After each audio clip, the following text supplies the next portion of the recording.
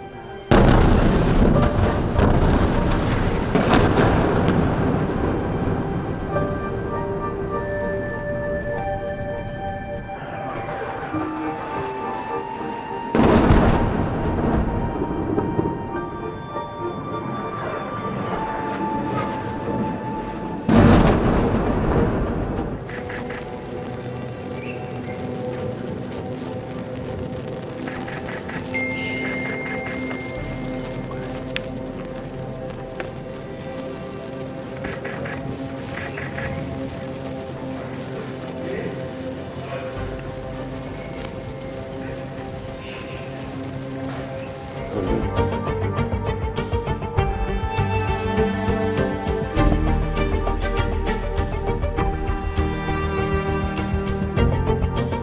Israel is at war. We didn't want this war. It was forced upon us in the most brutal and savage way. But though Israel didn't start this war, Israel will finish it. Once the Jewish people were stateless. Once the Jewish people were defenseless. No longer. Hamas will understand that by attacking us, they've made a mistake of historic proportions. We will exact a price that will be remembered by them and Israel's other enemies for decades to come. The savage attacks that Hamas perpetrated against innocent Israelis are mind-boggling, slaughtering families in their homes, massacring hundreds of young people at an outdoor festival, kidnapping scores of women, children, and elderly, even Holocaust survivors. Hamas terrorists bound, burned, and executed children. They are savages. Hamas is ISIS. And just as the forces of civilizations united to defeat ISIS, the forces of civilization must support Israel in defeating Hamas. I want to thank President Biden for his unequivocal support. I want to thank leaders across the world who are standing with Israel today. I want to thank the people and Congress of the United States of America. In fighting Hamas, Israel is not only fighting for its own people, it is fighting for every country that stands against barbarism. Israel will win this war. And when Israel wins, the entire civilized world wins.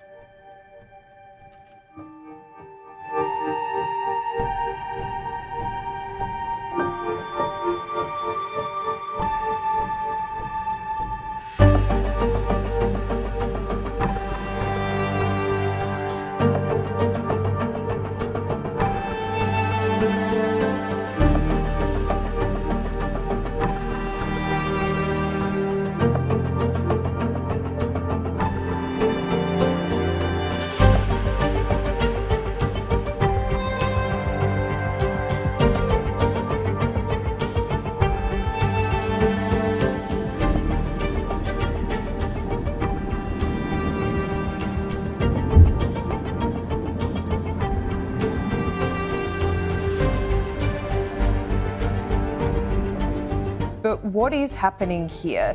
This is more than just Hamas. What do you suspect has gone on behind the scenes in the lead up to this horrific attack? Well, thanks for having me, Laura. Yeah, it's definitely the darkest day in Israel's history. I can tell you personally that I was personally appalled by the scale and scope of this.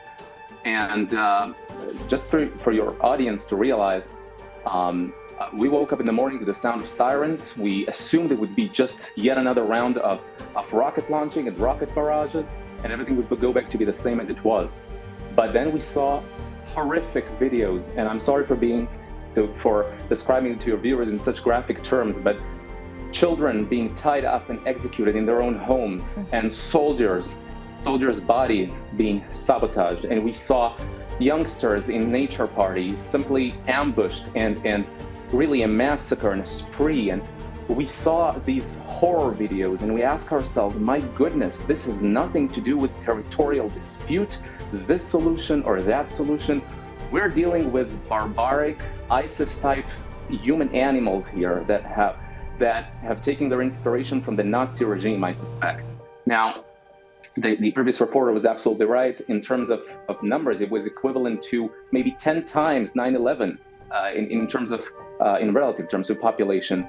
And so Israel is shocked, but it is also, preparing for war. And we saw the airstrikes pounding the Gaza facilities of Hamas. We saw how Hamas is, it's beginning to regret, perhaps, its very audacious one bridge too far action.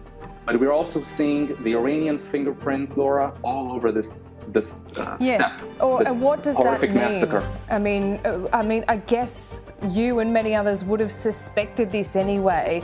But if you have confirmation, what does that actually mean? What is then the reaction of Benjamin Netanyahu and the US? Well, I think for starters, we need to throw out the window all of our old concepts and our conception that we can feed a hungry lion. We tried strategic containment with Hamas for years now. We know that Hamas has taken over the Gaza Strip in 2007. And ever since, we've been trying the method of, appeasement. And at worst, we saw these rounds of conflict where, let's be honest with ourselves, relatively sterile fighting with the Air Force carrying out most of the attacks. And we saw, rocket barrages, mostly intercepted by the Iron Dome system. Yeah. And we kind of dealt with that. And now you see the level of barbarism right on your doorstep. And you realize this is a whole different ballgame. And I think right now, Israel has all the international credit it wants to take bold action in Gaza and to eradicate Hamas, really eradicate this terrorist group called Hamas. But also, I would expect the Israeli leadership and the US and really the moving statements of support from around the world, from Australia, from Europe, from all over the world, even the Middle East, to tackle the Iranian regime head on. That would mean the Iranian regime has planned this carefully. This is just for you to realize. These Hamas terrorists were trained and equipped and armed by Iran. This is nothing to do. But just what you're with talking Gaza. about here, let's be real about what you're talking about. If war is declared on Iran, this is a whole different ballgame. Right, and so I'm confident that the Israeli leadership and the U.S. leadership would be responsible enough to know what to do about it. And we're not pretending as if there is an easy solution to this. All I'm saying is that our old conceptions need to be thrown out the window in face of these barbaric human animals. That would mean that the Iranian regime can no longer be tackled in a manner of polite negotiations. This is a regime that has been exporting the revolution, so-called, or really outsourcing terrorism, spreading terrorism around the Middle East. We see it with Hezbollah, with Hamas, destabilizing the entire Middle East. We see the Iranian leader touting his achievement on Twitter, saying that the Zionist regime is dying, his words. And so really there's no choice but not to, let's say our assumptions were not null and void, but they definitely merit reevaluation here. So Hamas must be crushed and destroyed, but we need to also change our attitude toward Iran and the way it's carrying itself around the world. Or Issa Shah, thank you so much for your time. Just approaching 2 a.m. local time there in Jerusalem. Please. May I just say, Laura, just to maybe end it with an optimistic tone. We've seen the best of the Israeli spirit in motion. We've seen the spirit of people volunteering and packing, food packages for soldiers and civilians, opening their homes for families from southern Israel. We saw, over 100%, 150% of people drafting for reserve service. And so this spirit will endure. And that's why I'm optimistic, because, we got such great people and such great spirit. So, and we're in this war to win it.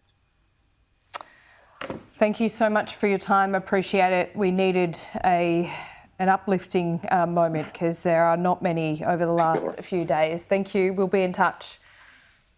Thank you, Laura.